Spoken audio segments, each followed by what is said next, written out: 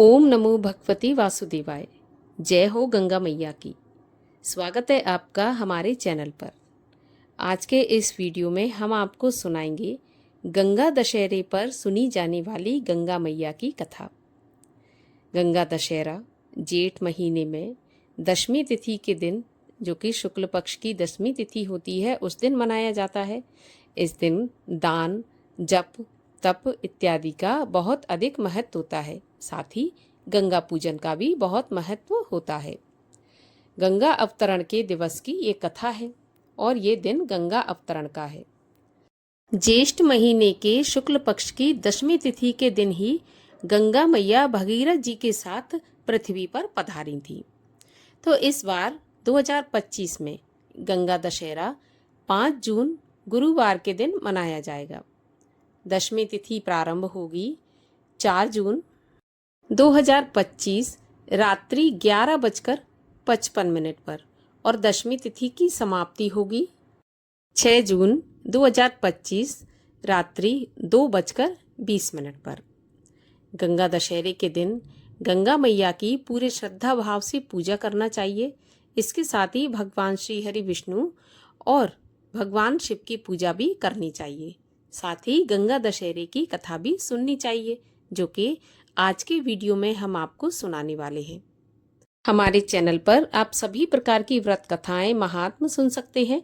तो सभी व्रत कथाएं, महात्म सुनने के लिए आपको केवल हमारे चैनल को सब्सक्राइब करके बेल आइकन पर प्रेस करना है। और आज की ये कथा अच्छी लगे तो लाइक करके ज़्यादा से ज़्यादा शेयर करें।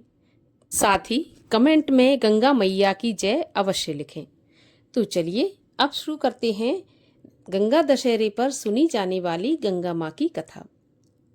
एक बार महर्षि औरव भ्रमण करते हुए अयोध्या पधारे। राजा सगर की दोनों रानियों केशनी और महती ने उनका यथोचित स्वागत सत्कार किया। इससे प्रसन्न होकर महर्षि ने रानियों को पुत्रवती होने का वरदान दिया, परंतु साथ ही यह भी स्पष्ट कर दिया कि इनमें से एक रानी का पुत्र ही वंश बढ़ाने वाला होगा।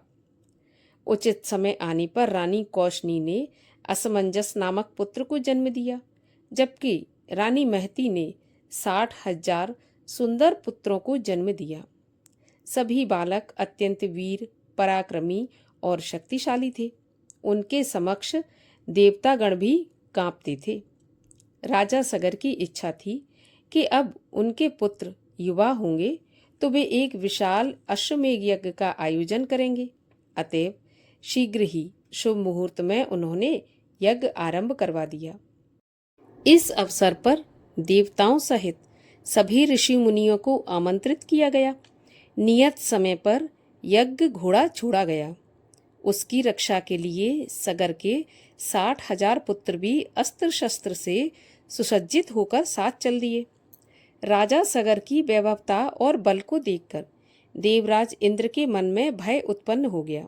उन्हें अपना स्वर्ग का सिंहासन छिनता हुआ नजर आने लगा। अतः दैत्य रूप धारण करके उन्होंने छल पूर्वक यज्ञ के घोड़े को चुरा लिया और उसे कपिल मुनि के आश्रम में छुपा दिया। घोड़े के बिना यज्ञ अधूरा था। चारों ओर उसकी खोज होने लगी।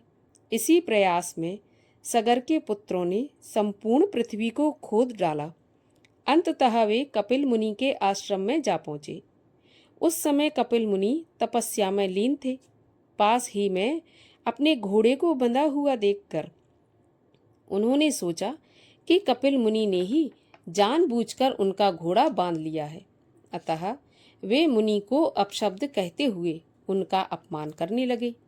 तब कपिल मुनि ने क्रोध में आकर सगर के 60,000 पुत्रों को अपनी हुंकार से भस्म कर दिया। इस घटना के विषय में सुनकर सगर के शोक की कोई सीमा नहीं रही। उन्होंने अपने पौत्र अंशुमान को मुनि के पास उनका क्रोध शांत करने के लिए और क्षमा मांगने के लिए भेजा। अंशुमान की स्तुति से प्रसन्न होकर कपिल मुनि ने यज्ञ का घोड़ा तो लौटा दिया, साथ ही सगर पुत्रों के उद्धार का मार्ग भी बताते हुए बोले, वत्स, अकारण काल का ग्रास बने सगर पुत्रों का उद्धार केवल परम पवित्र गंगा ही कर सकती हैं। इसलिए उन्हें पृथ्वी पर लाने का प्रयास करो। यज्ञ समाप्त होने के बाद पुत्रों के उद्धार हेतु राजा सगर कठोर तपस्या करने लगे। उनकी मृत्यु के पश्चात उनके पौत्र अंशुमान ने और अंशुमान की मृत्यु के बाद उनके पुत्र दिलीप ने हजारों वर्ष तक कठोर तपस्या की। अंततः दिलीप के पुत्र भागीरथ की कठोर तपस्या से भगवान विष्णु प्रसन्न हुए और गंगा को स्वर्ग से पृथ्वी लोक ले जाने की अनुमति दे दी। गंगा जब स्वर्ग से पृथ्वी की ओर चली, उस समय उनका वेग अत्यंत तीव्र था। इससे पृथ्वी भयभीत हो गई। ऐसी स्थिति में भगवान शिव ने गंगा को अपनी जटाओं में स्थान देकर उनका वेग शांत किया। उसके बाद गंगा की एक जलधारा पृथ्वी की ओर मोड़ दी। भागीरथ की अनुगमन करती हुई, अर्थात भागीरथ के पीछे पीछे गंगा उस स्थान पर आ पहुंची जहां पर सगर पुत्रों की भस्म पड़ी थी। उस पवित्र गंगा का स्पर्श पाते ही सगर पुत्रों का उद्धार हो गया। इस प्रकार कठोर तप के बल पर भागीरथ पुण्य प्रदायिनी गंगा को पृथ्वी पर लाने में सफल हुए। तभी से माँ गंगा पृथ्वीवासियों के सभी पापों को नष्ट करके उन्हें मुक्ति एवं मोक्ष प्रदान करती हैं। और जिस दिन भगीरथ गंगा जी को पृथ्वी पर लाए थे वो ज्येष्ठ मास की 10वीं तिथि थी और उस दिन हस्त नक्षत्र था जिस दिन गंगा पृथ्वी पर अवतरित हुई थी। इसी के उपलक्ष्य में गंगा दशहरा मनाया जाता है। तो आप सभी को गंगा दशहरे की हार्दिक शुभकामनाएं। कथा अच्छी लगी हो तो लाइक शेयर करके चैनल को सब्सक्राइब भी अवश्य कर लीजिए। साथ ही कमेंट में जय गंगा मैया भी जरूर लिखिए।